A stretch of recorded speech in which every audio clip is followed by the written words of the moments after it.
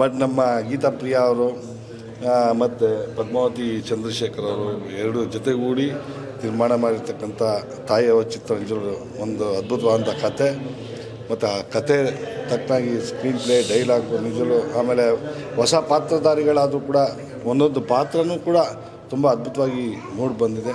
ಭಾಳ ಖುಷಿ ಆಯಿತು. ಯಾಕಂದರೆ ನಾನು ಆಲ್ರೆಡಿ ಥಿಯೇಟ್ರ್ಗಳಲ್ಲಿ ಸಾಕಷ್ಟು ಬಾರಿ ನಾನು ನೋಡಿದ್ದೆ. ಆದರೂ ಕೂಡ ದೊಡ್ಡ ಸ್ಕ್ರೀನ್ ಥಿಯೇಟ್ರಲ್ಲಿ ನೋಡೋದಕ್ಕೆ ಭಾಳ ಒಂದು ತುಂಬಾ ಖುಷಿ ಕೊಡುತ್ತೆ. ಚೆನ್ನಾಗಿದೆ. ಒಂದು ಸುದೀಪ್ ಆಗಿರೋದ್ರಿಂದ ಅವ್ರು ಮಾಡಿರೋ ಫಸ್ಟ್ ಮೂವಿನೂ ತಾಯವ್ವ ಆ್ಯಂಡ್ ನನ್ನ ಮೂವಿನೂ ತಾಯವ್ವನೇ. I am very happy to act in this movie. I am blessed I think. Thank you. ತುಂಬ ಚೆನ್ನಾಗಿರಬೇಕು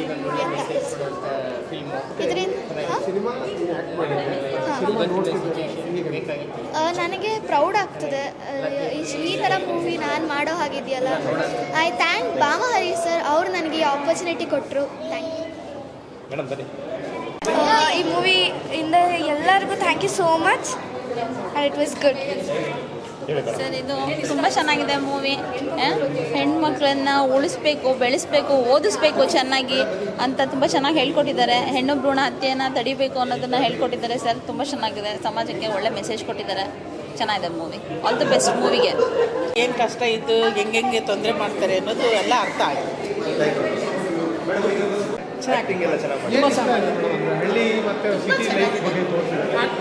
ಹೆಣ್ಮಕ್ಳು ಎಷ್ಟು ಕಷ್ಟ ಬೀಳ್ತಾರೆ ಅದ್ರ ಬಗ್ಗೆ ಚೆನ್ನಾಗಿರ್ತಾರೆ. ಚೆನ್ನಾಗಿದೆ ಸರ್. Super movie sir.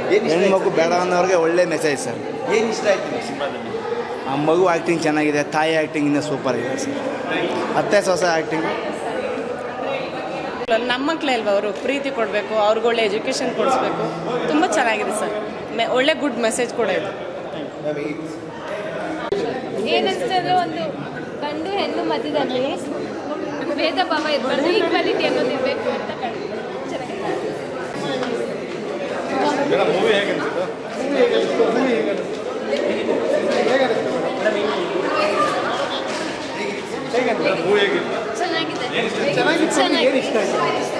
ಅದರಲ್ಲಿ ಬರೀ ಬಾಯ್ಸ್ ಬೇಡ ಬೇಬಿ ಅಂತಿರ್ತಾರೆ.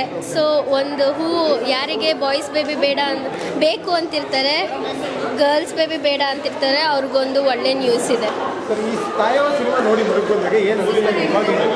ಚೆನ್ನಾಗಿದೆ. ಓಕೆ, ಹಾಂ, ಚೆನ್ನಾಗಿದೆ ಮೂವಿ. ಅದೇ ಗರ್ಲ್ ಬಗ್ಗೆ ಎಷ್ಟು ಡಿಸ್ಕ್ರಿಮಿನೇಷನ್ ಇದೆ ಅದನ್ನ ತಗೊಂಡು ಒಂದು ಮೂವಿ ಮಾಡಿದ್ದಾರೆ. ತುಂಬ ಚೆನ್ನಾಗಿತ್ತು. ಗರ್ಲ್ಸ್ ಆರ್ ಗ್ರೇಟ್ ಅನ್ನಿಸ್ತು. ಈ ಮೂವಿನ ನೀವೇನು ಇನ್ಸ್ಪೈರ್ ಆಗಿದೆ? Girls are great, girls can do anything. ಚೆನ್ನಾಗಿದೆ. ಸೂಪರ್, ಚೆನ್ನಾಗಿದೆ.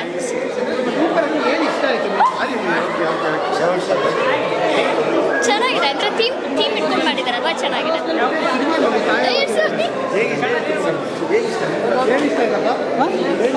ಅದು ಗಂಡು ಹೆಣ್ಣು ಡಿಫ್ರೆನ್ಷಿಯೇಷನ್ ವಿಷಯ.